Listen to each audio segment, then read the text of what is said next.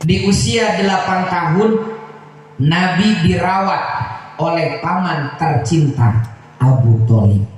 Tapi Pak, kondisi ekonomi Abu Thalib teu sapertos abu-abu nu sejen. Abu Lahab, Abu Jahal, Abu Sufyan, Abu Rijal Bakri.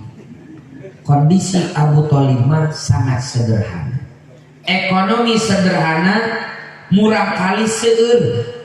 Otomatis Sayyiduna Muhammad harus ikut membantu perekonomian keluarga Abu Thalib dengan menggembalakan kambing penduduk Makkah. Ini disampaikan di dalam hadis Sahih Bukhari.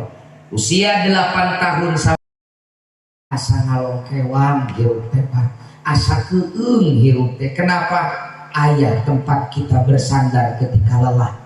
Ayah itu adalah tempat kita mengadu ketika kita punya kesulitan. Ayah itu tempat kita berbagi ketika kita sedih. Tiba-tiba ku Allah dicana, Pak. Asa ngalongkewang. Kan tenang murang kali yatim, Pak. Nu usia di bawah balik, mereka batur sasama nama merenjarajan, batur sasama nama sekolah. Ari anjeunna anak mati sekolah lain teu hayang, tapi teu aya anu ngabiayaan. Lain teu hayang jajan, tapi kepada siapa dia harus meminta bekal. Numawi Nabi menitipkan yatim piatu ka urang kunaon, Rasul ngaraoskeun kumaha peurihna hidup dalam keadaan yatim piatu. Gegeden nu sanesna mah anak-anak Quraisy mah belajar gitu kan, usia itu Nabi menggembalakan kambing. Kenapa? Membantu perekonomian keluarga Abu Thalib. Usia 12 tahun Nabi diajak berdagang oleh Abu Thalib ke Syam, ke Syria. Magang Rasulullah teh damel kabatur usia 12 tahun sampai usia 15 tahun Nabi didamelkan pedagang-pedagang Quraisy. Ngiring damel Pak magang di buruhan. Sudah belajar dagang kepada orang lain selama 5 tahun. Di usia 17 tahun Nabi menancapkan pilihannya bahwa berdagang adalah jalan hidupnya. Di usia 17 tahun Nabi mulai berwirausaha. Muncul bahasa ayeuna teh mah Rasulullah usia 17 tahun teh jadi penggerak UMKM. Nabi teu gaduh modal, tapi Nabi gaduh keahlian. Nabi sumping ka Kang gaduh naon produk, abdi mah gaduh kiripik sampeu beuk abdi urang panicalkeun. Akang gaduh naon, abdi mah gaduh kulub hui beuk urang panicalkeun. Akang gaduh naon, abdi mah gaduh kurupuk beuk urang upload dagangkeun dina Shopee, Lazada jeung Tokopedia ku abdi. Nabi penggerak UMKM. Terkenal ada seorang anak muda yang jiwa bisnisnya luar biasa dan dapat dipercaya bahasa Arabnya Al-Amin. Gelar Al-Amin didapat oleh Nabi karena track record beliau, pengalaman beliau dalam berdagang belum pernah mengecewakan. Lamun aya nu nitipkeun icalan ka Rasulullah, bayaranna pasti jelas. Lamun aya nu nitipkeun modal ka Rasulullah, berkembang biak lain berkembang beak. So kamari pamarentah urang penanggulangan Covid masihan bantuan modal ke masyarakat tertentu. Harga aya nu 1.200.000, aya nu 2.400.000, kabagian aya nu kabagian. Aya nya nu kabagian nuhun teu mah can milik. Eta teh modal ti pamarentah kanu sok usaha. Pedah kamari ku pandemi Covid-19 seueur masyarakat nu usaha ngajarit ku pamarentah dimodalan tah nu pedagang kecil 1.200.000, anu rada badag tah 2.400.000, ye anu nampi bayaran eta 1.200.000, anu nampi 2.400.000. Pertanyaan saya, ayeuna modal ti pamarentah eta berkembang biak ataupun berkembang beak? Ku pamarentah teh jang modal kalah dibelikeun kana beasnya nya berkembang beak. Urang teh can amanah. Ta Nabi mah upami aya anu nitipkeun modal ka Rasulullah, persentasenya jelas dan berkembang biak. terkenal di masyarakat Mekah saat itu. Ada anak muda yang terpercaya, Al-Amin, lamun nitipkeun modal pasti berkembang biak, lamun nitipkeun dagangan pasti bayaran jelas. Terkenal Al-Amin. Jadi Rasulullah viral, Pak. Akhirnya video viral itu langsung masuk ke handphone Siti Khadijah. Wah, ya pemuda viral sana itu alus usaha. Sur Siti Khadijah tidak bisi yang bisi bajar we merenang dia banyak.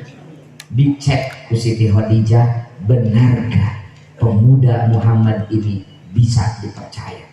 Ku Siti Khadijah dicobian, dipanggil, jang kersa icalan ibu, mangga. Rasulullah pertama kali berdagang atas nama CP Khadijah, PT yang diurang teh. Rasul ngadagangkeun jagangan Khadijah. Ternyata benar, untungnya lebih besar dan hitungannya jelas. Ku Siti Khadijah dicek nih sampai Nabi 5 kali berdagang atas nama Siti Khadijah. Tos 5 kali teruji, Khadijah mulai berpikir, ini anak muda. Di samping tutur katanya sopan, akhlaknya baik, perawakannya ya enak dipandang mata, dan juga bisa dipercaya mengelola harta kekayaan Khadijah. Akhirnya 2 insan terbaik ini menikah. Ibu terang, sabaraha mas kawin Rasulullah ka Siti Khadijah? Catat, bukan seperangkat alat sholat. Mas kawin Rasulullah ka Siti Khadijah dalam riwayat Ibnu Hisham, di dalam sirah Ibnu Hisham, salah satu sirah nabawiyah paling keren itu sirah Ibnu Hisham, disampaikan wa asdaqaha Rasulullah sallallahu alaihi wasallam isyrina bakratan. Nabi masihan mas kawin ka Siti Khadijah teh 20 ekor unta. Pami hiji onta hargana 30 juta kali 20 ekor tos 600 juta.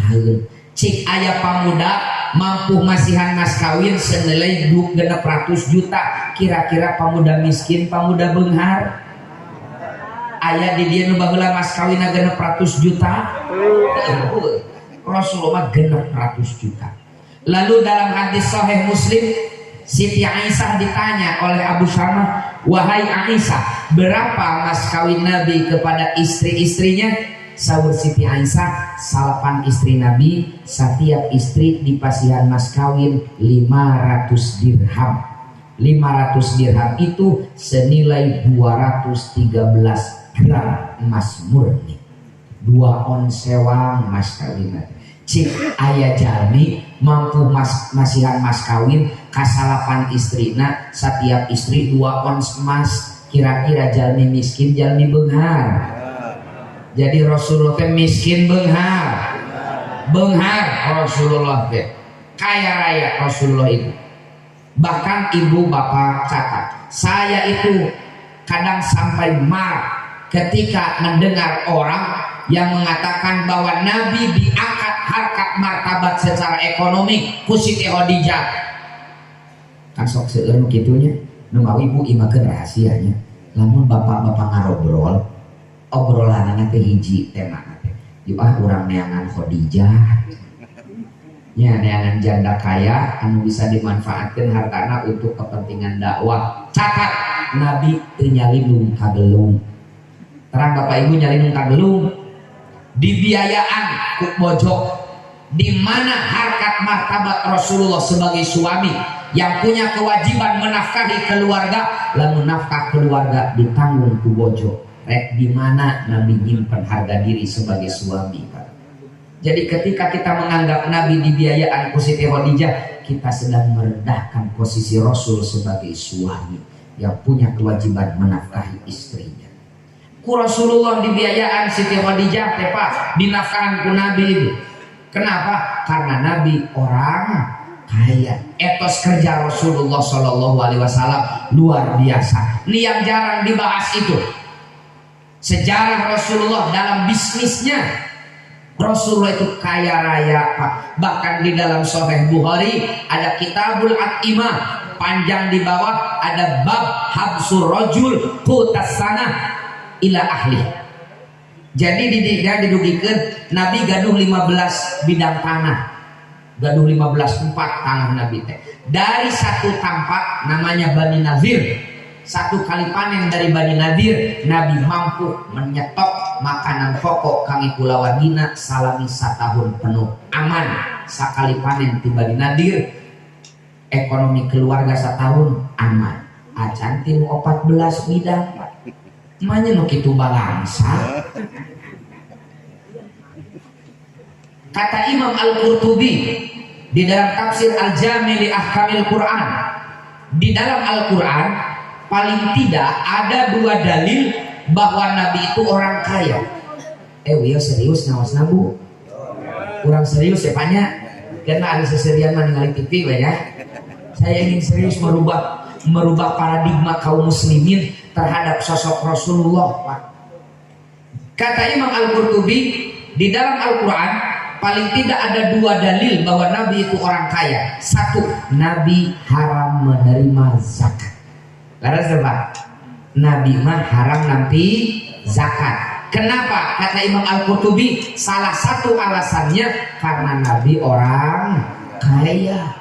Kedua, Nabi dilarang oleh Allah menerima bayaran dari ceramahnya.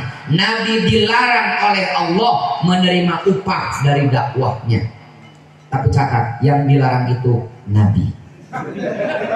Ini mohon digaris bawahi, yang dilarang itu Nabi.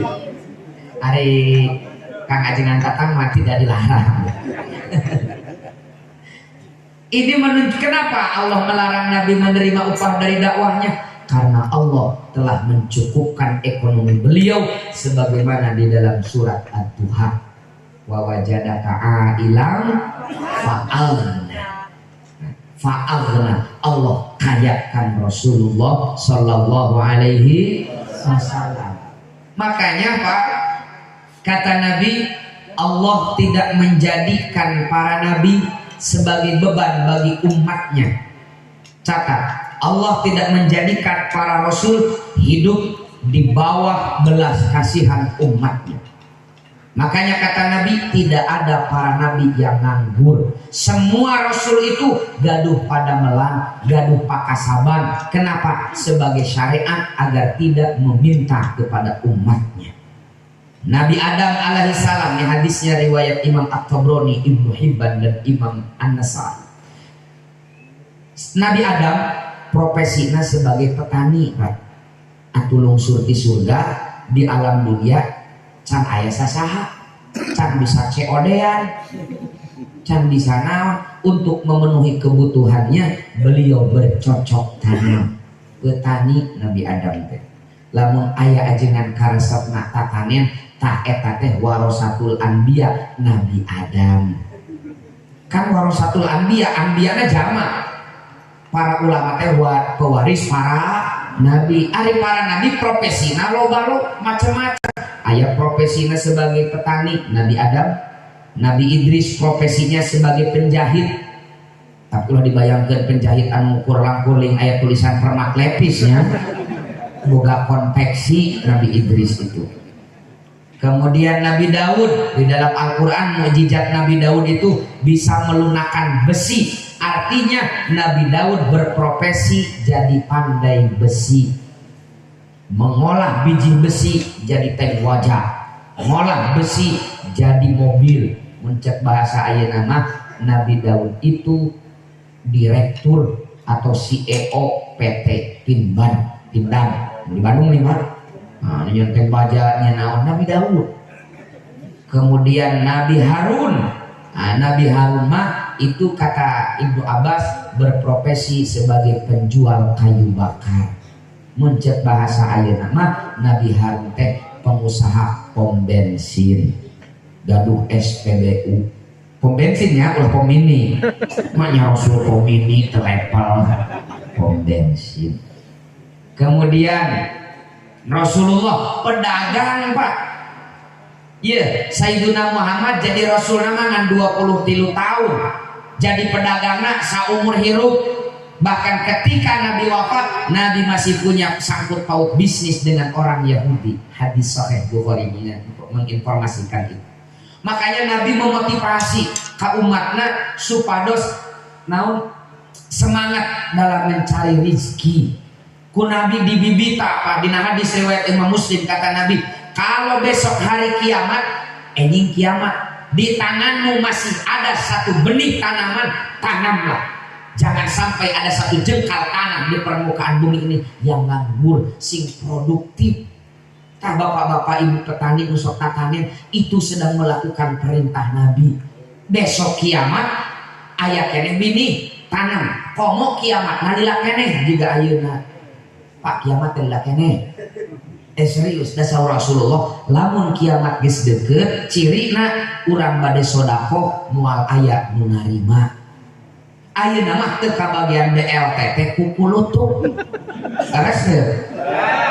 Teu kabagian BLT teh kuku lutut, berarti kiamatna lila keneh. Da lamun kiamat geus deukeut mah rek sodaqoh ngabagi BLT sabaraha kaum oge moal aya nu narima. Numawi teu narima BLT, teu narima BPNT, sok ke kuku lutut lah ngarah kiamatna lila keneh. Kan tenang kiamat nalam keneh, tanamlah. Numawi dina kitab fikih ini aya pun adi ya nu getol mutolaah dina kitab fikih pasti aya bab ihyaul mawad. Beres teu Pak? Bagaimana membuat tanah produktif. Kenapa? Karena kita punya amanah, punya tugas dari Allah untuk memakmurkan alam dunia. Ulah tapi katana ngaje jembrung tebi pelakan pakai sayang bagong, mending dicacar pakai melak cabe, itu produktif. Bahkan nih motivasi kange kan orang dia sebenarnya tatanen ya Bu. Saur Nabi, ketika seseorang menanam tanaman lalu tanaman itu tumbuh, setiap daunnya malaikat membacakan sholawat ngaduakeun anu nanur. Ieu sing semangat anu tanur teh. Kenapa? Satu kali tanam, tanaman itu tumbuh, satu daunnya malaikat membacakan, mendoakan kita yang menanamnya. Buah anu didoakeun ku malaikat seueur mah petani dan naranam. Paham ya Bu? Ngetakeun semangat tanur teh. Kenapa? Ini perintah Rasulullah Shallallahu Alaihi Wasallam. Bahkan Nabi sempat bermusafahah dengan seorang pemuda. Dina panangan teh kapalan sasangalun Pak. Rasulullah kunaon itu leungeun teh kan digerhil kieu. Kata pemuda itu, saya sering memartil batu, icalan batu ya Rasul. Kata Nabi, tangan ini tidak akan disentuh oleh api neraka. Kenapa? Karena tangan ini dipakai mencari rizki yang halal. Bahkan kata Nabi, ketika seorang suami mencari nafkah yang halal agar keluarganya tidak memakan barang yang haram, setiap langkahnya fi sabilillah, setiap tetes kerenyatnya fi sabilillah. Bahkan dalam hadis riwayat At-Tirmidzi Nabi bilang, at-tajirus saduqul amin ma'an nabiyyin wasyuhada wassalihin. Pedagang yang jujur, pedagang yang tidak menipu pelanggan, pedagang yang tidak pernah merugikan konsumen, kelak di surga akan bersama para nabi, siddiqin, syuhada dan sholihin. Piraku teka bitapan memotivasi Nabi sangkan umat Islam kaya raya. Ya kudu kenapa? Maqamadin illa bil mal. Agama tidak akan tegak tanpa dukungan dana. Sok bade acara imtihanan murang kali sapertos kieu, bade acara pangaosan sapertos kieu, cekap ku istighosah hungkul, geus beres istighosah teh torojol malaikat Jibril mawa senek. Kitu teh. Kita mau membangun masjid, mau membangun madrasah, mau membangun pondok, cekap ku tawasulan hungkul, geus beres tawasulan torojol malaikat Israfil mawa semen. Kitu teh. Kudu ka material. Pertanyaannya, ari material kersal dibayar ku surat Al-Ikhlas. Muak kudu mata pangaosan ieu anu pinuh ku rahmat Allah urang jantenkeun wasilah. Mudah-mudahan nu hadir di ieu pangaosan sing dilimpahkeun rezeki anu barokah. Mudah-mudahan nu hadir di ieu pangaosan sing baleunghar sadayana. Cek ibu-ibu teh lamun beunghar kabeh saha nu miskin. panoba itu hadir ngaji dan nu didoakan dia nu hadir di panah. Nabi itu kaya raya Pak. Numawi kadela wabil khusus kepada generasi muda numawi sok karaos panginten ku para kiai kapungkur nuju mondok. Kadang kiai urang teh miwarang ngurus sawah ka urang teh leres teh Pak, miwarang macul, miwarang lagu guntur, miwarang ternak, miwarang naon. Itu sebenarnya pembelajaran agar ketika kita mungkin tidak menjadi beban masyarakat karena kita punya keahlian, punya life skill cek barudak teh punya keahlian. Namawi kasadayana Rasulullah teh kaya raya, sing semangat. Hadirin rahimakumullah. Nah, kenalan dengan Rasul. Ya sih mak ngawasna santai ya Bu.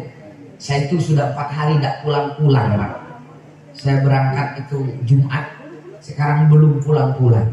Jadi santai lah ngawasnanya. Pokok nama beres di pengawasan ieu, etos kerja bapak-bapak sing ningkat, etos kerja ibu-ibu sing ningkat. Kenapa? Nyontoa micontoh ka Rasulullah sallallahu alaihi wasallam. Ari contoh Rasul dina akhlakul karimah makupun paman di dieu paminten tos limit. Nyarioskeun kumaha Nabi ibadahna kupun paman di dieu tos dibolak-balik. Tapi yang jarang dibahas itu bagaimana Nabi memberikan contoh dalam etos kerja. Kenapa? Tina 5 rukun Islam Pak, nu gratis mangan hiji. Sesana kudu make duit. Sahadat kumpul nu gratis mah. Leres teh? Sok memang sholat gratis. Ada jam nutupan orang di mana? Ya di pasar. Di pasar minta temen zakat komo. Puasa Ramadan gratis itu memang buka jam sahur dijamin ku malaikat kan itu komo munggah haji. Jadi tina rukun 5 rukun Islam tuh gratis mangan hiji, sahadat ngumpul opat kudu boga duit. Berarti ini menandakan umat Islamna kudu kaya raya. Aliyadul ulya khairum min yadis sufla kata Nabi. Yang memberi lebih bermanfaat, yang memberi lebih baik daripada yang menerima. Makanya di dalam taklimul muta'alim kita diajari oleh kiai-kiai kita ciri atau penyebab kefakiran muka hiji ayah hate hayang dibere ubatu. Eta teh penyebab kefakiran. Ayah mana hoyong dibere ubatu. Ari ayah nu mere mah ulah ditolak eta teh. Dan udah sama hayang dibere. Ini penting lah wabil khusus kepada bapak-bapak sing saremangan. Kenapa urang teh nuju mencari ridho Allah? Kenapa saya menyampaikan ini? Kebetulan Pak, di NU Jawa Barat saya diamanahi untuk membuat kurikulum bagaimana Ahlus Sunnah wal Jamaah menggerakkan warga NU agar produktivitas dalam kerjanya meningkat, sampai warga NU jadi muzaki kabeh lah. Kan mustahik malebang warna sejen lah. Pokoknya orang NU mah kudu jadi muzaki. Khairun nas anfa'uhum linnas. Keun ari miskin mah da takdir. Miskin mah moal leungit di alam dunia. Datos aya dina Al-Qur'an nasna fuqara masakini. Kan indona dikasarkeun Pak. Fuqara masakini. Tapi kemiskinan penyebab orang jadi miskin harus kita lawan. Mustad'afin harus kita bela. Kenapa seseorang itu jadi miskin? Takdir tekadkeun eta mah lain ucapkeun. Kenapa dia miskin? Paling tidak ada 3 hal. 1, karena etos kerja ngadul jadi miskin. Batur mah usaha ieu mah ngadon molor. Batur mah dagang ngadon museuh. Punten Kang museuh ya. Lain abi teresep museuh, abi resep museuh ngan ieu mah silih bejaan we sesama tukang museuh simpul ngabejaan nu museuh mah moal maju sumpah. Soalnya lamun maju 3 jebul tukang museuh mah. Pan cicingna teh dina gigir balong, dina gigir susukan, moal maju nu museuh mah. Da lamun maju 3 jebul. Batur mah naon usaha ieu ngadon ngarengkol. Berarti dia miskin karena etos kerjanya. Kedua, karena modal. etos kerja luar biasa tapi permodalan minim mual maksimal. Numawi pamarentah ngadamel bumdes tu aya direkturna tuh contoh. Ngadamel bumdes kenapa? Untuk permodalan masyarakat sekitar. Modal aya, etos kerja aya, tapi sistem tidak mendukung juga bisa membuat dia miskin. Contoh, santri urang paham di anak, paham agama, tapi tegaduh salembar kertas namina ijazah, teu bisa jadi pah acan. Laras deh. Berarti terkendala karena sistem. Nahdlatul Ulama hadir untuk menanggulangi, untuk mengatasi 3 penyebab kemiskinan ini. Apakah dia miskinnya karena etos kerja? Ayo kita motivasi, kita tunjukkan Nabi kita itu Nabi yang semangat kerjanya luar biasa. Dari usia 8 tahun sampai beliau wafat, beliau masih tetap berbisnis. Jadi ulah dianggap ketika Nabi tos dilantik jadi Rasul teh cicing bari ngarokok. Nabi etos kerjanya tetap meningkat, nyontohan kanu sanes. Kedua, Nahdlatul Ulama hadir untuk menanggulangi bisi aya warga Nahdlatul Ulama anu miskin karena kurang modal. Di Nahdlatul Ulama aya Lazisnu, lembaga amil zakat infak dan sedekah, ngempalkeun infak zakat sedekah ti warga Nahdiyin anu engke disalurkeun dalam hal yang bersifat produktif. Nabi teh biasa teh dagang naon? Batu Cimol, Cireg, Ciki, Cipak, Cirambai, abdi mah Cingir, tapi tegaduh modal ulah jisnu ieu aya harta titipan ti agnia, zakat infak dan sedekah umat tak jam modal zakat produktif namina. Kan Rasulullah kitu pakat ngukur nyalurkeun zakat henteu konsumtif sadaya. Aya ngumpulkeun zakat Nabi teh aya mustahik ka dieu doma saja urus dengan harapan beberapa tahun kemudian kau yang menjadi musaki. Aya nu mustahik ku Rasulullah parang naon jig neangan suluh jual ka pasar. Produktif. Yang ketiga, sistem dimiskinkan dengan sistem. Nahdlatul Ulama hadir untuk menanggulangi penyebab kemiskinan ketiga tentang sistem dengan mendirikan lembaga pendidikan. Bisi aya kiai, bisi aya santri anu pinter paham ilmu agama tapi teu sakola teu gaduh ijazah, kontak LP Ma'arif tuh aya Kang Emil kumaha ngiringan paket B, paket C, paket trok sareng saterasna. Menanggulangi sistem. Jadi NU teh lain mungkul istighosah, sanes sungkul urang teh di NU teh nyiarkeun ziarah kubur, manakiban, muludan, rajaban. Bukan hanya itu, tapi bagaimana NU lahir untuk menanggulangi permasalahan umat, salah satunya dalam perekonomian. Maka ada di NU namanya LPNU, Lembaga Perekonomian Nahdlatul Ulama. Kenapa? Ulama kudu beunghar. Ulama kudu beunghar. Da Rasulullah na oge beunghar. Raos panginten suruh Pak ajengan teh kade sodako. Beres tidinya ku para ajengan teh sodako. Kabayang suruh para ajengan sodako tara da miskin, zakat tara da miskin. Ku macet masyarakat teh netah. Coba kami ajengan anak hadir untuk memberikan teladan terbaik. Oke, jadi serius kieu itu karena ekonomi teh. Jadi hiji contoh ti Rasulullah teh etos kerja. Pak, ketika Nabi sumping ke Madinah, di Madinah sudah ada 5 pasar sebagai pusat perekonomian masyarakat Madinah, semuanya dimiliki oleh Yahudi. 5 pasar ini sudah didominasi oleh Yahudi, Pak. Goror, riba, rentenir, pabalatak di pasar eta. Nabi hadir, kata Nabi, iya salah satu yang harus kita lawan. Lain di demo ku Nabi teh Pak, komo diacak-acak pasarna. Riba teh sesuai dengan Islam, tapi Nabi membuat pasar tandingan namina pasar Bani Sa'idah. yang sekarang kita kenal dengan nama Pasar Madinah. Beres Nabi ngadamel Masjid Nabawi, Nabi membuat Pasar Madinah, Pasar Bani Sa'idah. Sahur Nabi, inilah pasar kalian, inilah pasar kaum muslimin. Jangan ada penipuan, jangan ada pajak, jangan ada saling merugikan. Manfaatkan di sini.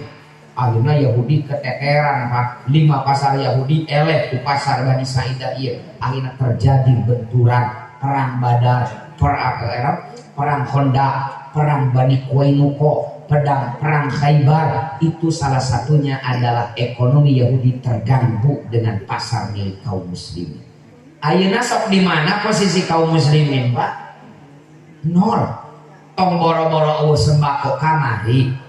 Minyak goreng langka dan gerepek umat Islam teh laras teh mah eta teh karek minyak nu langka teh kenapa ditimbun Pak ini kemarin diinformasikan kan hasil dari penggerebekan kepolisian ada 1 juta lebih 1 juta liter minyak goreng anu ditimbun ku salah satu retail terbesar milik muslim. Mustahil non muslim.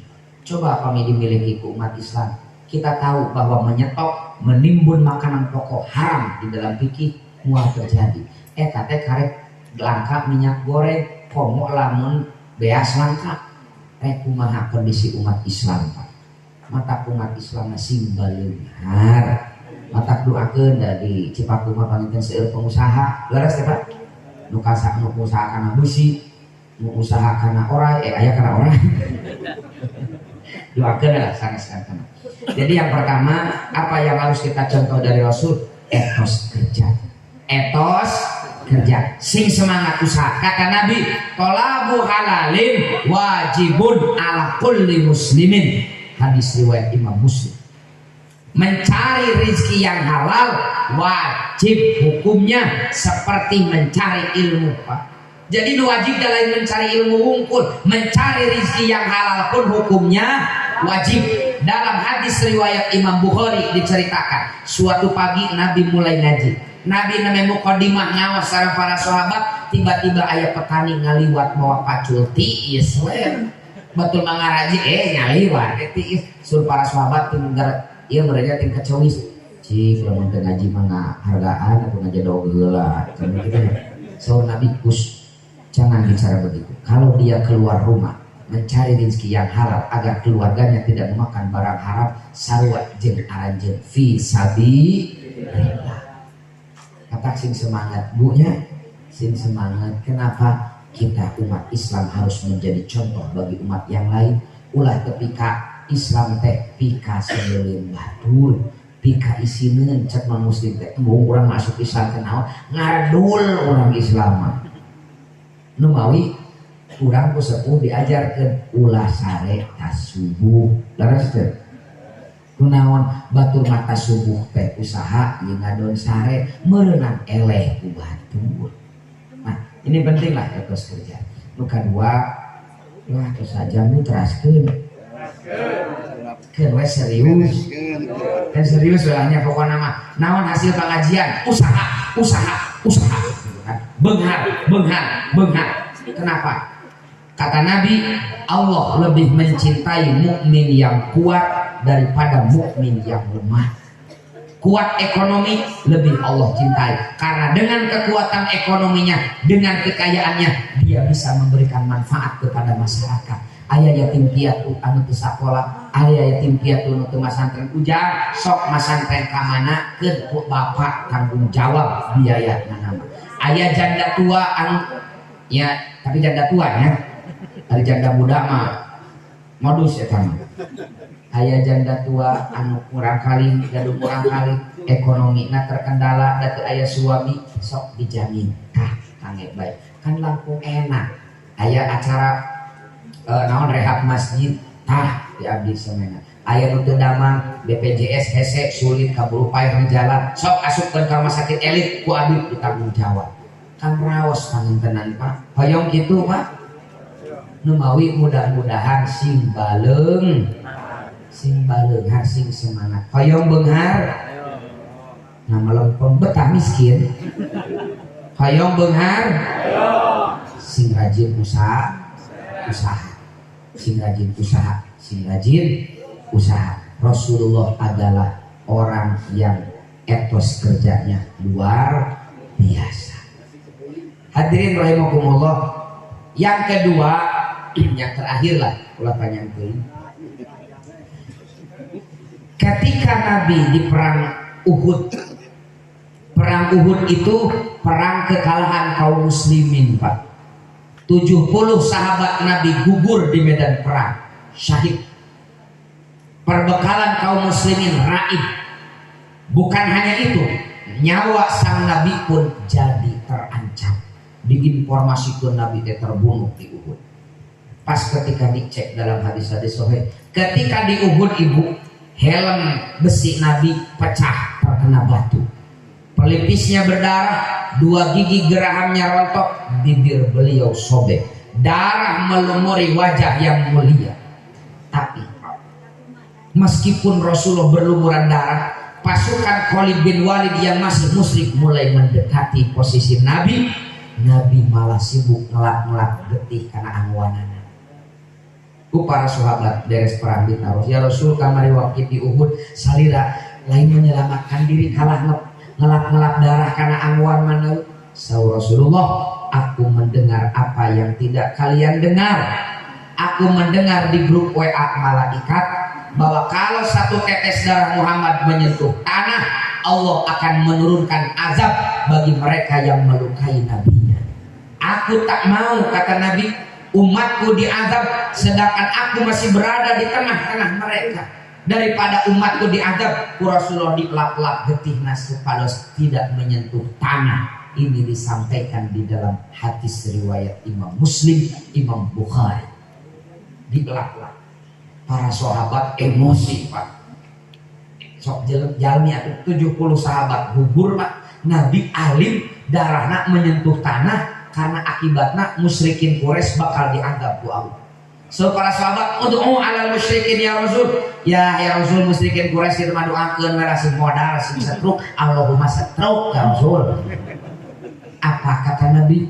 Innallaha lam yab'asni la'anan walakin ba'atsani mu'alliman wa rahmatan. Rawahu Muslim. Allah mengutusku bukan untuk melaknat, menyumpahi orang, mendoakan jelek kepada mereka. Walakin ba'atsani mu'alliman wa rahmatan. Tapi aku diutus oleh Allah untuk menjadi guru dan menjadi rahmat. Paham, Pak? Dina perang wae, Nabi alim ngalaknat mereka yang memerangi Nabi. Di dalam kondisi genting seperti perang, Nabi tak mau lisan yang mulia mendoakan jelek kepada umatnya.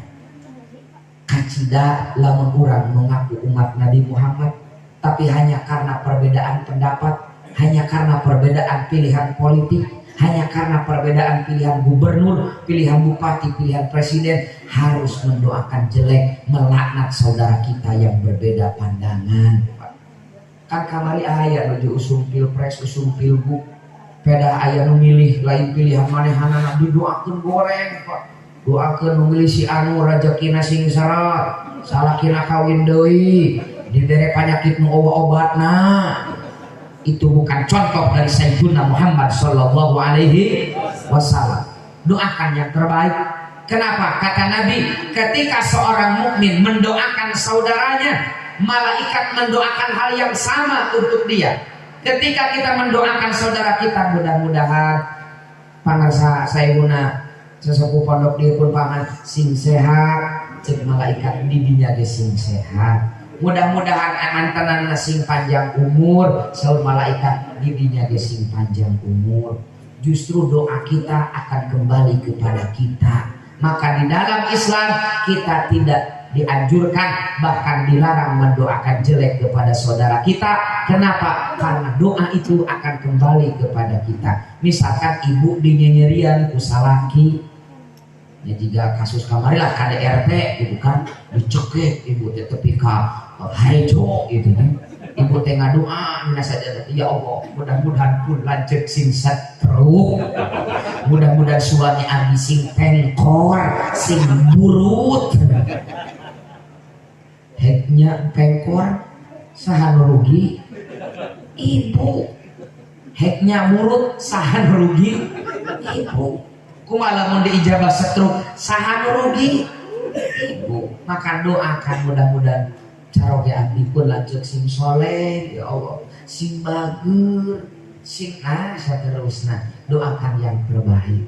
Makanya kemarin saya ngisi pembinaan para mubalik di provinsi itu, saya sampaikan titip para mubalik ulahnya kawan bener ke masyarakat kan sok aya mubalik di awalnya gini kan nggak jawab assalamualaikum warahmatullahi wabarakatuh insyaallah nggak jawab salam didoakeun asup surga amin nu tengah jawab salam didoakeun asup angin kayak kata doa teu balik ketika si mubalik ngadoakeun asup angin cek malaikat sia ge balik di dia dikerok sarua doa urang mah belum tentu diijabah kula mokot dosa urang tapi doa malaikat ke urang Pak meureun ijabahna ke lampung caket.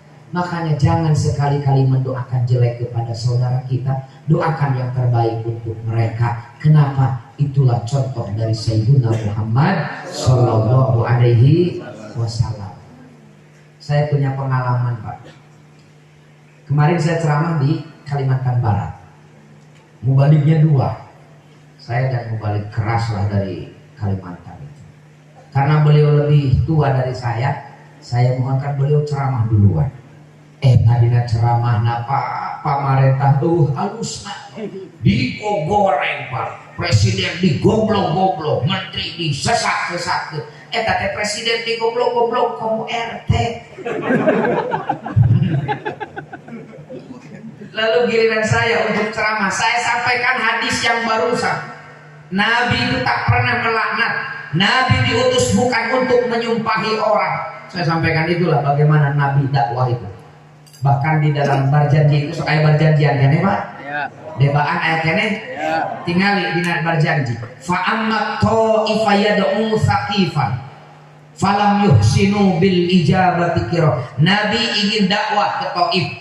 Falam yuhsinu bil ijabati kira. Tapi orang Taif tidak mengindahkan dakwah Nabi. Bukan hanya menolak, wa agrau bihi sufaha awal abida. Mereka merapikan anak-anak kecil dan hamba sahaya di pinggir jalan yang dilewatin Nabi. Fasabbuhu bi alsinatin badiyah. Mereka mencaci maki Nabi dengan cacian yang menyakitkan sepanjang jalan. Bukan hanya caci maki, waromauhu bil hijar. Nabi dilempari batu hatta hudibat biddima inaklah sampai kedua sendal beliau merah berlumuran darah. Summa ada Rasulullah sallallahu alaihi wasallam ila Makkah hazinan. Nabi teh mulih deui ke Mekah dalam keadaan geus apa? Ya, mapai jalan satapak. Ngajujug ka hiji lemur. Teu karasa capek. Sabab aya nu diteangan dakwah ka Taif. Ternyata lain disambut malah dicaci maki dan dilempari batu sampai kedua sendal beliau merah berlumuran darah. Begitu keluar dari Taif di satu kebun kurma dijaga oleh Adas namanya. Adas ini keturunan Yunus ibni Matta, keturunan Nabi Yunus. Adas menyatakan ketika saya di kebun kurma, saya melihat ada seseorang yang tertatih-tatih berjalan, lalu dia ambruk. Nabi tak mampu menahan beban berat. Dua kaki yang mungilnya tak mampu menahan beban dakwah yang sedemikian berat. Nabi ambruk di perbatasan Taif. Apa yang keluar dari lisan Nabi? Nih terkenal doa yang mengguncangkan aras Allah, doa yang membuat para malaikat marah luar biasa. Terkenal dengan doa Taif. Allahumma inni ashku ilaika du'fa quwwati wa qillata hilati wa hawani 'alan nas. Ya arhamar rahimin, kata Nabi, anta rabbi wa rabbul mustad'afin. Ila man takiluni ila ba'idan yatahajjamuni, dan seterusnya. Sahur Nabi, ya Allah, hanya kepada Engkau aku adukan keluh kesahku, hanya kepadamu aku adukan semua penderitaanku, ya Allah. Mangga abi mah teu ngagaduh-gaduh, abi tos kira kumaha sumping ka Taif, tos sosialisasi, banner tos di pasar, baliho tim sukses tos kaditu. Tapi bukan hasil yang aku terima, malah cacian dan makian serta lemparan batu yang bertubi-tubi. Malaikat Pak ningali makhluk terbaik berdarah-darah malah ya curhat ke Allah. Malaikat datang suntik. Fasa'alahul malakul jibal fi ihlaki ahli hadawil asobiyah. Muhammad ke malaikat sok geura nyuhungkeun ka Allah rek dikumahakeun orang Taif teh, rek dikirim virus COVID-19, rek dikirim tsunami, rek dikirim lumpur lapindo jika di Sidoarjo, sok nyuhungkeun ka Allah. Apa kata Nabi? Faqala inni arju ayyukhrijallahu min aslabihim mayyatawalla. Gak, hari ini mereka menolak. Siapa tahu anak cucunya akan ada yang menerima dan menyebarkan agama ini. Allahumma ti qaumi fa innahu la ya'lamu. Ya Allah, berikanlah petunjuk kepada masyarakat Taif, karena mereka melempariku, mereka menolakku semata-mata tidak tahu. Didoakeun sae ku Rasulullah mapat. Sugan cek Rasulullah teh nyala sok beeskeun bagi ru. Paas lamun pun lanceuk kajengan Iqbal nu dikitu-kitu hek cik malaikat teh stad tah sok pi rek dikumahakeun ya masyarakat jalan terang geus kitu rek dikirim cacar rek malencret atau usahana balangkrut jika dijawabna teh kieu kabeh bedikeun. Tapi enggak tinggal Rasul. Saya sampaikan itulah. Ketika saya turun dari panggung Pak, diprotes oleh si balik itu. Kasindiran boleh namanya. Padahal dari nyindiran alam Pak, cek si bapak eta teman cek urang makin. Yang akan ngacaramah tarik tadi tidak benar. Cek Rasulullah ge kulil haq walau kana murran. Sampaikan kebenaran walaupun pahit. Saya enak saja menjawab. Ajnan, hadis itu menyuruh kita menyampaikan kebenaran, bukan mencaci maki orang. Beda menyampaikan kebenaran dengan mencaci maki orang. Beda. Lalu saya bacakan surat Toha ayat 44. Surat naon? Ayat 44. Dalam surat ini Allah mengutus dua orang rasulnya yang maksum tanpa dosa. Maksum tanpa dosa. Namanya Nabi Musa, Nabi Harun. Untuk memberikan ceramah, untuk menyampaikan kebenaran, untuk mengingatkan pemimpin nu paling edan saalam dunia, Fir'aun gelarna. Ya Fir'aun bapak boro-boro urang jelema iblis wae stres daripada Fir'aun. Serius. Imam Asy'ari dalam Tanbihul Mubtarin menyampaikan sebuah dialog imajiner. Suatu hari iblis kunjungan kerja ke Fir'aun. Dialog cek iblis teh on. Kan Fir'aun. Berarti panggilan anak on. Kumaha senior? Ari sia makhluk naon on. Kumaha kitu? Aing teh iblis. Makhluk Allah paling bidaya. Tapi aing mah can pernah aku jadi pangeran. Nah ari sia nu beuki kana APBN. Nah aku jadi pangeran. Iblis wae stres ya depan Fir'aun. Tapi eta dua orang rasul anu soleh teu gaduh dosa maksum kudu nyeramahan pamarentah edan seperti Fir'aun. Apa pesan Allah? Faqula lahu qaulan layyinan. Awas Musa Harun, sampaikan dakwah ini, ingatkan Fir'aun, sampaikan pesan Allah kepada Fir'aun dengan bahasa yang lemah lembut, bahasa yang mudah diterima oleh hati, bahasa yang mudah dicerna oleh akal fikir manusia. Karena memang yang namanya dakwah itu sahur pun adit ya mah da'a yad'u mengajak, dakwah mah lain mengejek. Dakwah itu membina bukan menghina.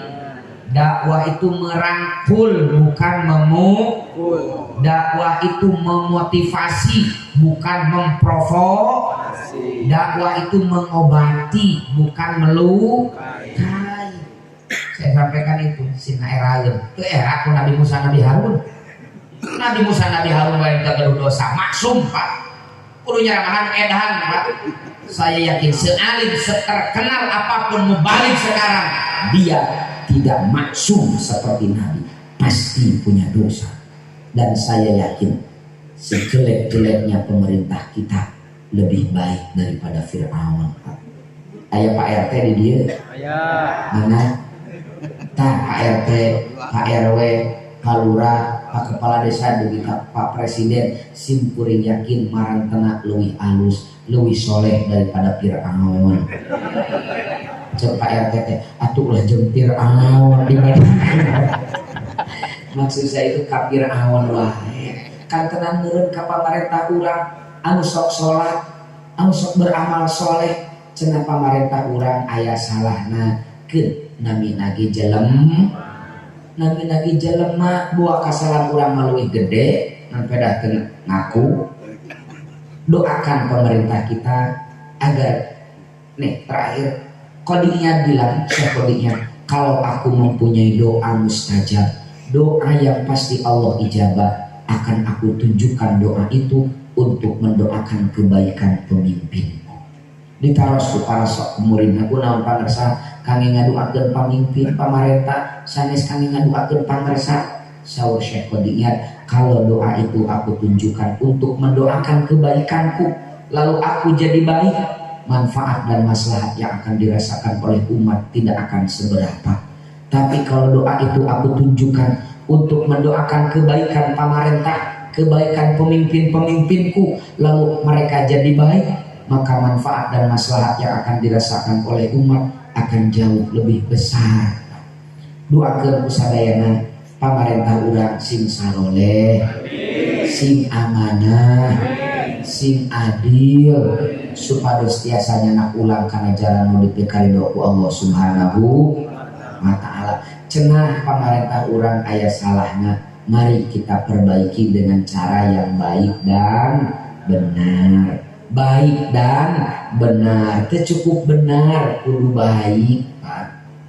Catat, teu cukup ku harus baik. Contoh, ibu leres sae di piwarang olahraga ku caroge supados sehat sae tapi caroge ibu nyarios na kieu mah cing daek olahraga ngarah body teu puguh bentukna ieu mah amu yatakit tuh tinggal lima body tatana karena pel mane bohay mah eta teh sok olahraga ibu raos dikitukeun untung gelas tenayangnya isinya benar, tapi penyampaian menakiran saya jangan alon.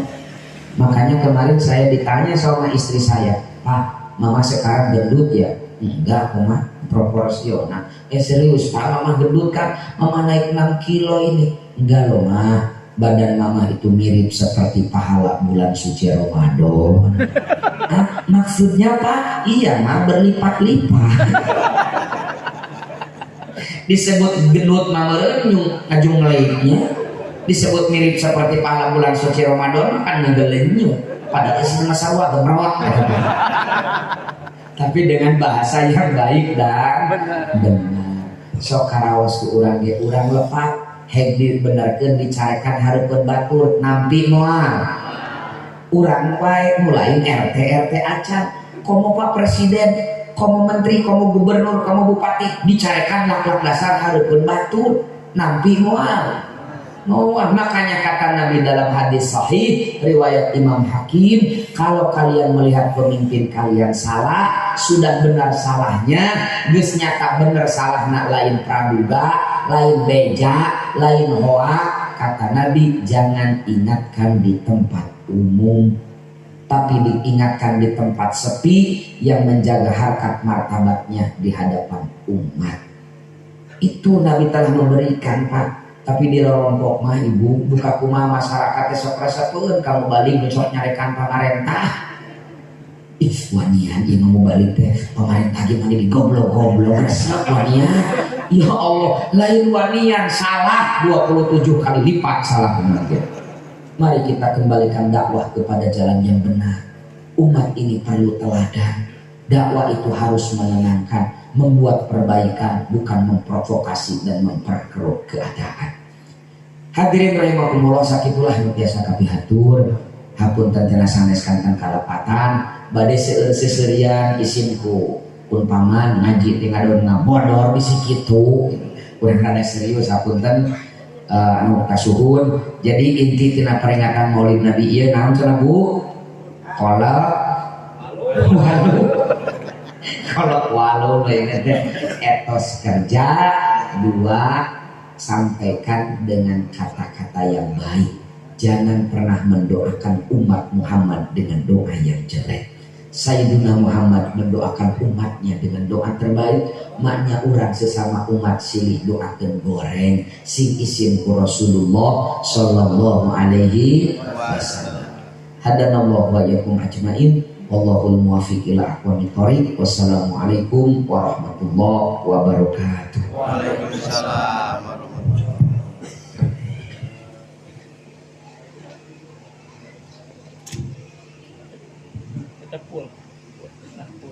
Atur nuhun ka pamirsana ka ieu media dan wae anu pantos